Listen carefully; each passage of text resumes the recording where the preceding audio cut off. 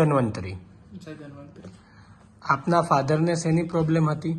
Paralysis લખવાની હતી, સોજાની હતી, પગમાં સોજા રહેતા હતા. સોજા રહેતા હતા. સોજાની તમે ક્યાં ક્યાં દવા કરાવી અને કેટલી કેટલી દવા કરાવી હતી? સોજાની માટે તો અમે નહીં તો 12 મહિના કમ્પ્લીટ દવા બધા ડોક્ટરો અલગ અલગ જગ્યાએ બતાવ્યું. કિડનીના ડોક્ટરને બતાવ્યું, પથરીના ડોક્ટરને બતાવ્યું, ટોટલી બધા રિપોર્ટ બધા કરાય, બધા નોર્મલ આવે, કોઈ પણ સોજાની દવા થતી નથી.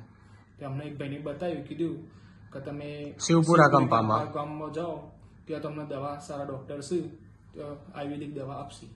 અહીંયા દવા લીધી, એના 10-15 દિવસ પછી તો સોજા કમ્પ્લીટ ઉતરી ગયા. અત્યારે હાલે અમારા નહીં તો 9 મહિનાથી દવા ચાલે છે કમ્પ્લીટ, પણ એક સોજો નહીં.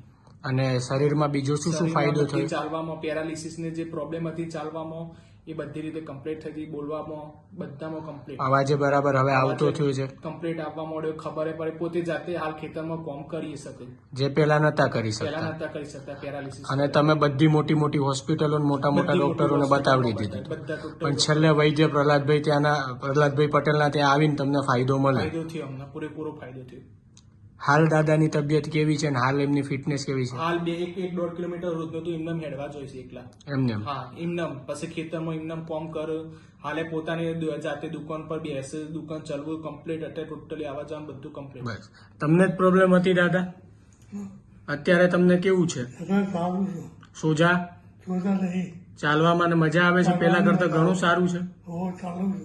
ચાલે છે? બોલવામાં હવે પેલા બોલાતું નહીં, હવે બોલાય છે? આટલું બોલાય છે, એટલે ઘણો ફાયદો છે. અને તમે બધા રિપોર્ટ કરાવડાયા હતા? રિપોર્ટ અત્યારે હાલ નથી થતું. પેલા જમીન ઉભા થાવ ત્યારે ચક્રી આવતી હોય, ચક્કર આવતા હોય એવું થતું, ખાતા ખાતા ચક્કરે આવી જતા. અત્યારે એ નથી થતું.